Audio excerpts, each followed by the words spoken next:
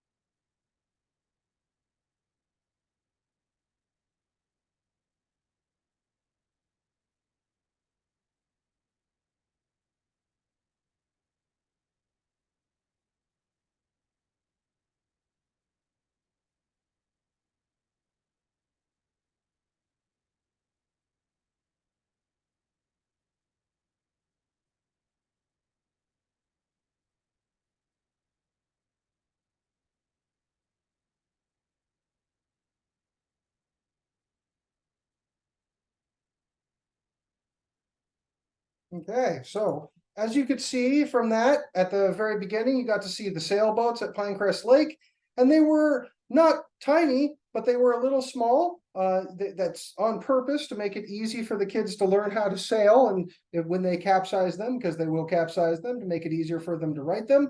But now we're going to have two sizes. These are the brand new sailboats that we got from a grant from the Tahoe Maritime Foundation. And we got 6 of them, so we have expanded our fleet significantly, which means an expanded Pinecrest program, far more opportunity than we have had in the past. And with much larger boats, there is, more skill that gets to be learned, and hopefully we'll get to pass some of that on. And while these are stationed in the flag meadow, and we didn't get them onto Pinecrest Lake last summer, we promise they actually do work on water, I swear. So we're going to move on.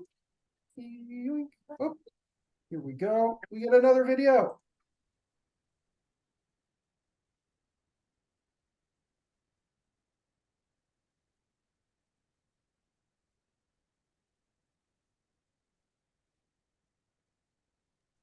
Do we have a sound?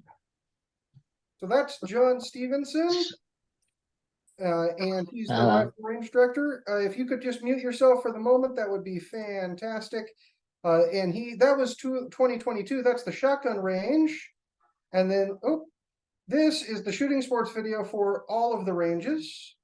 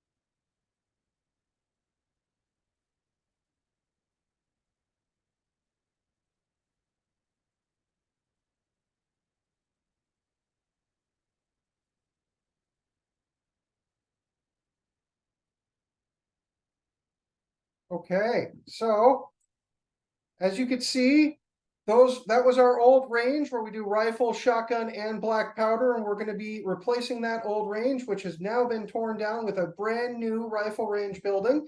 I get to announce here that we raised $133,000 last weekend at our Distinguished Citizens Dinner to build this fantastic range. And we are so thankful for everyone who donated for that. And we're really looking forward to everything that this is going to bring. The previous range did not have a concrete floor. The previous range did not have as many stations as this will. And if you got to take advantage of the cowboy action shooting range at camp, you could tell that we built it on our own with a lot of volunteer labor. And now we're going to have a professionally created and a professionally done cowboy action shooting range, which would make it all the more exciting. We're really happy that our camp is one of the camps that National has approved for that experience. And we're really excited that we're going to be able to improve it. So besides the new rifle range and cowboy action shooting range, we still have more that we're bringing about for the 75th anniversary. Here we go. Let's just mute some folks. Okay. Which is going to be the different memorabilia and memories that you can make. So as you can see, we're going to have a brand new patch, but we're also going to have a brand new logo for the troop t-shirts. And that is the one that is designed by a scout. They won the design contest for last year. I think it looks gorgeous. It's a nighttime and daytime half and half patch. And we're going to be using these two designs and patches to put on all of the 75th anniversary swanky fun swag that we're going to be producing. So besides the general Camp Hi-Sierra round and rocker, we're also going to have this year a special order polo shirt. We're going to bring back belts. We haven't had belts for a little while. We're going to finally have a Camp Hi-Sierra hoodie, which lots of people have been asking about, along with pajama pants, long sleeve shirts, fleeces, bucket hats, and more. We've gotten a lot of requests for colder weather clothing from camp, and we want to make sure that we serve everybody well. And we're going to be doing a special 75th anniversary Camp Hi-Sierra shoulder patch for the council, and we're going to be using the Scout design for that shoulder patch. So we haven't had a Camp Hi-Sierra shoulder patch in quite some time, and this is going to be a special opportunity to get that. And last but not least, we're also going to have a CHS Diamond Jubilee alumni dinner. So on Saturday, June 15th, we're still working out some of the details. I need to nail down some of the folks who are going to be helping with it, but we have gotten a commitment from a professional chef to cook Michelin quality food at the Camp Hi-Sierra dining hall, and we intend to take advantage of him and make sure we get all of the use out of his superb cooking ability as possible. And we don't want people to miss out on all of the alumni presentations, the CHS memorabilia that will be shared, and the camaraderie. Whether or not you were a camper or a staffer, this is going to be a once-in-a-lifetime experience to celebrate the 75th anniversary. And we're going to put out the registration for that coming soon. So make sure you save that date. This will be the Saturday before staff get into camp. And so it's going to be before the summer because we want to make sure that people get a chance to celebrate both opportunities, both just with the dinner and meeting up with everyone, get a chance to see camp after it's all set up. And then also before the kids to start to take advantage of camp, give it slightly a little bit of wear and tear. So that's everything that we've got planned for the Diamond Jubilee 75th anniversary for camp. It's a lot of new stuff. It's a lot of fun celebrations. And I want to turn it over to any questions that folks on the floor may have. Now is the time in which you can definitely unmute yourself. The swag that you mentioned, does that have to be pre-ordered, or do you just buy that at the general store? We're going to have the vast majority of it at the general store. The couple of things that do need to be ordered are, one, the troop t-shirt needs to be pre-ordered by your troop, or an individual can pre-order that t-shirt as well. And there is an option potentially to get your troop number printed on the sleeve. That has gone up significantly in price since previous years. We do not collect any additional funds from that. We simply pass along the cost from the producer. But it's a really nifty t-shirt opportunity to get your whole troop in the same t-shirt. About 2/3 of the troops opted into that last year. And so that is by May 15th. You have to get in that order, I believe. Maybe it's a little bit earlier. It might be March 15th. I will double check with our supplier and get out the order form for the t-shirt starting early in the spring And so that's available to everyone. The other thing that's going to be in order is going to be the polo shirt. So the polo shirt is going to be by order only. We're not going to have the polo shirt available in the trading post. We're going to be doing a special run order of those. It's really an adult-oriented item. We want to make something classy and nice that people could wear into work on Fridays, that sort of thing. Youth don't really get too excited about the polo shirt, so we probably won't have the polo shirt in the general store. There we go. Other questions? Hopefully I answered that one. Yeah. So, just go ahead. Yeah. So just will there be more options for vegetarian food next summer? I think this summer it was a little limited. Just wanted to see if. Well, I mean, we really pride ourselves on having a good vegetarian and vegan and all sorts of other alternative food. So if you thought last year's options were a little bit lacking, we are sorry about that. We really endeavor to make sure that we have a really good setup for that. We are bringing back the same chef, so we anticipate that he will improve.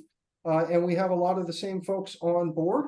What I would say is if you could send me a specific email after this to camping@svmbc.org, so I can follow up with the chef and then follow up with you afterwards, I'd be happy to do that.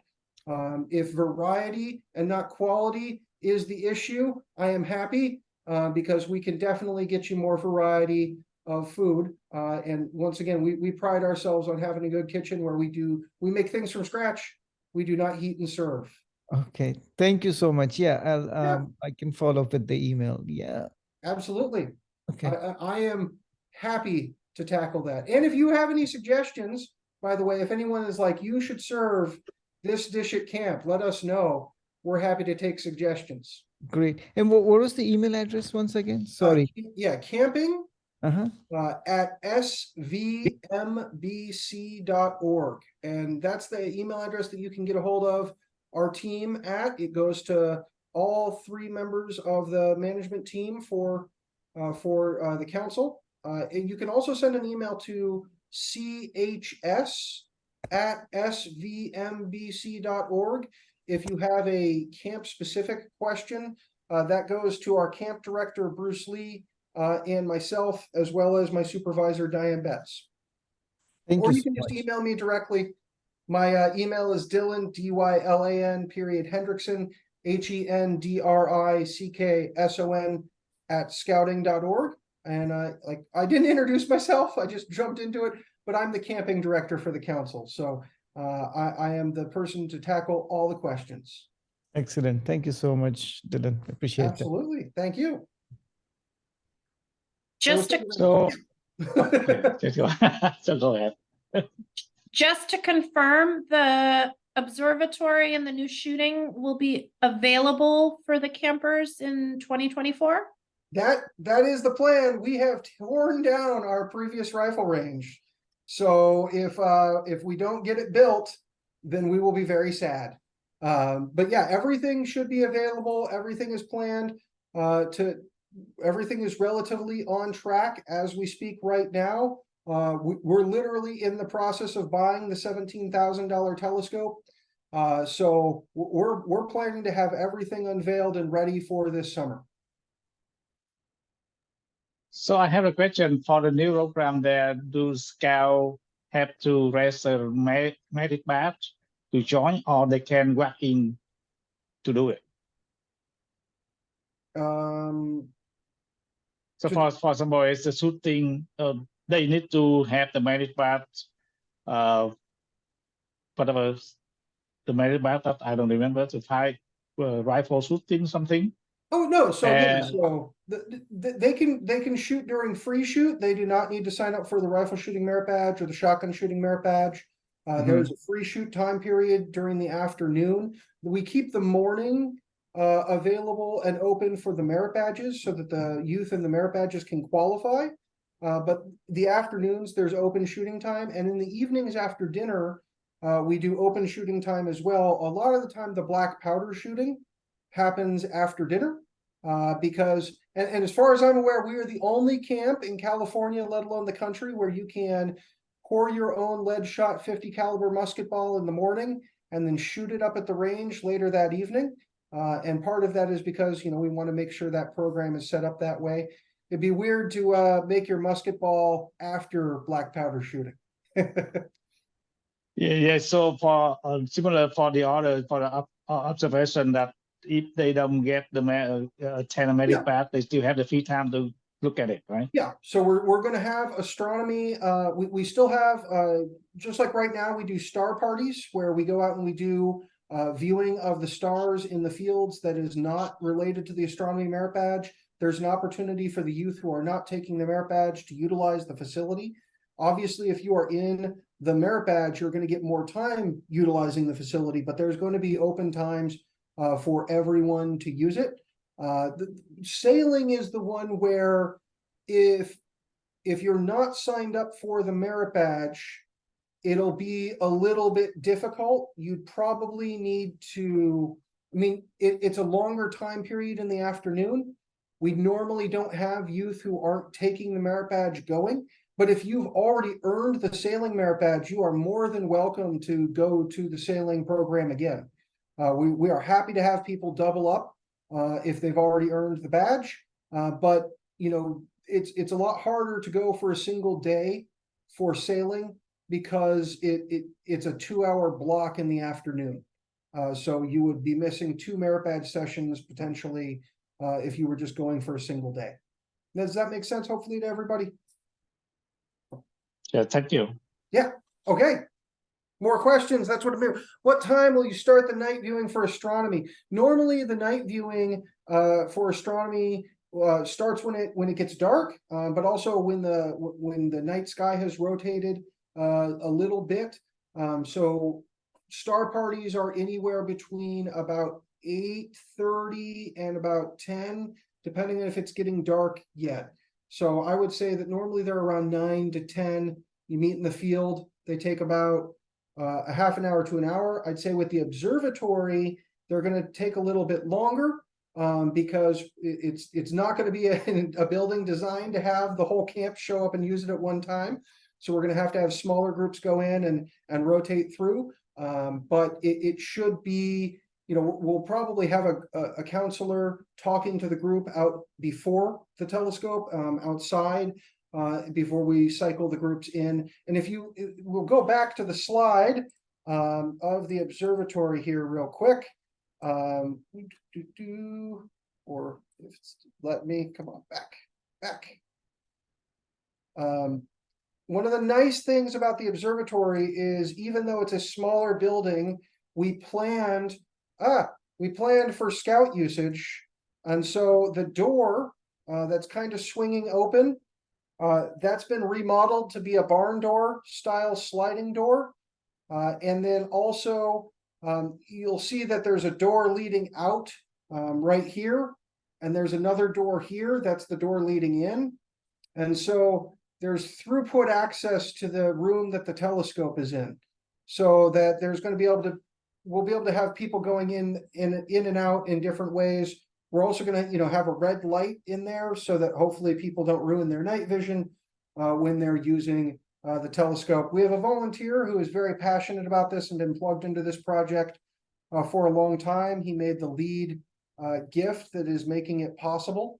And we put a lot of thought into it, but I'm sure there's going to be something that crops up on us that we're not planning for. But good question. Okay, other questions? Starting the video.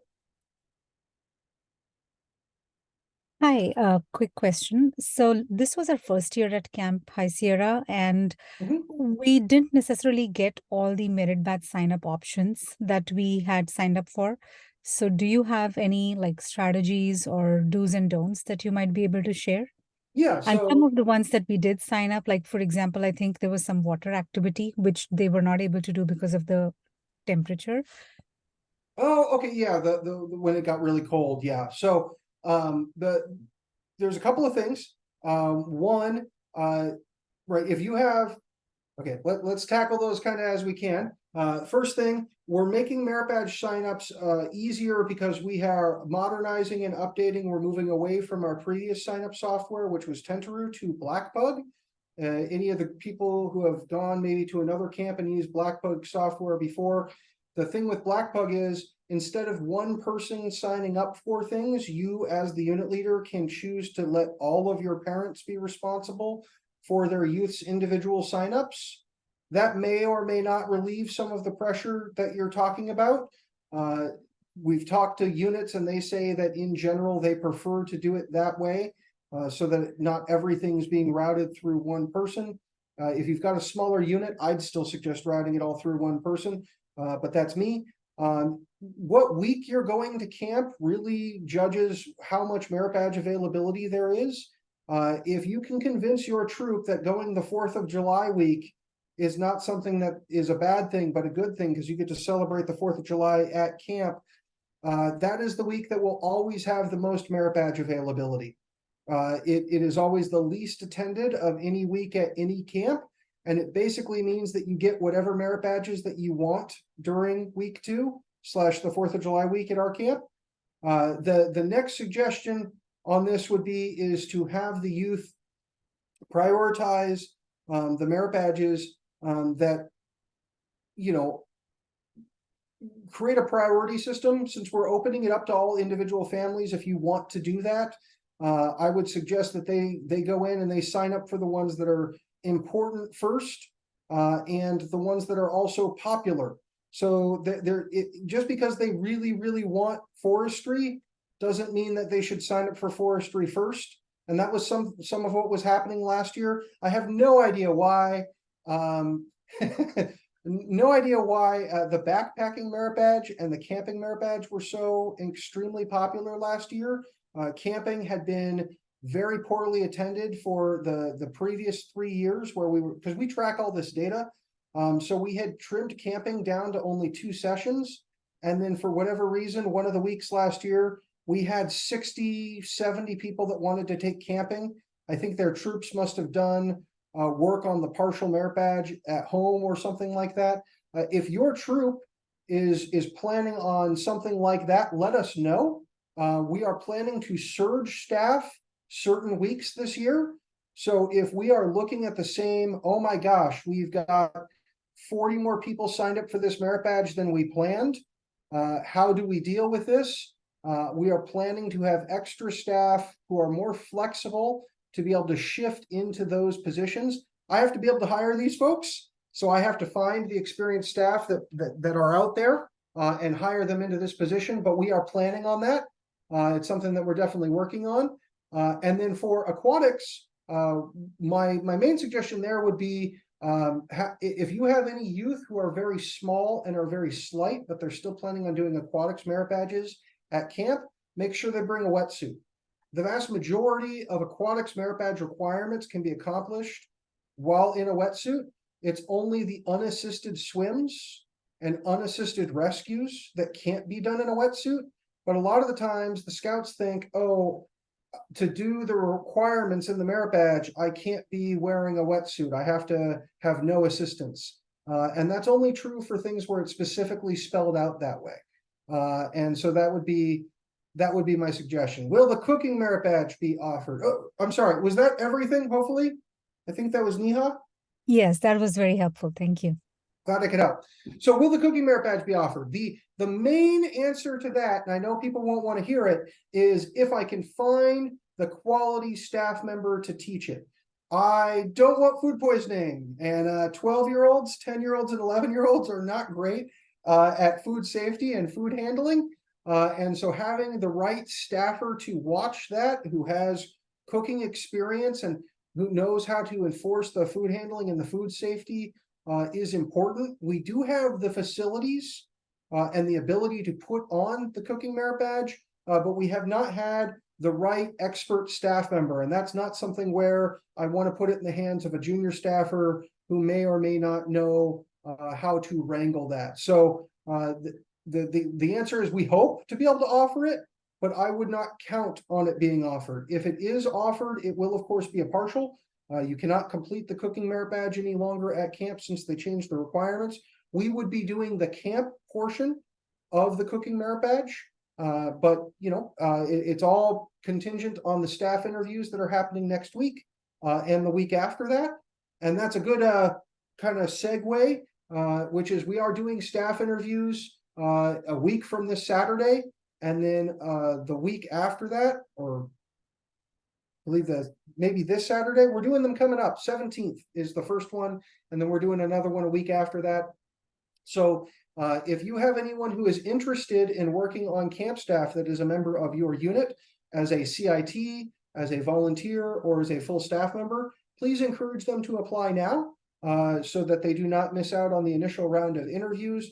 Once we do the initial round of interviews, we tend to fill about 2/3 of the staff positions. And a lot of the junior staff positions get filled first because, of course, we have far more applicants who fall into the junior staff position categories. There we go.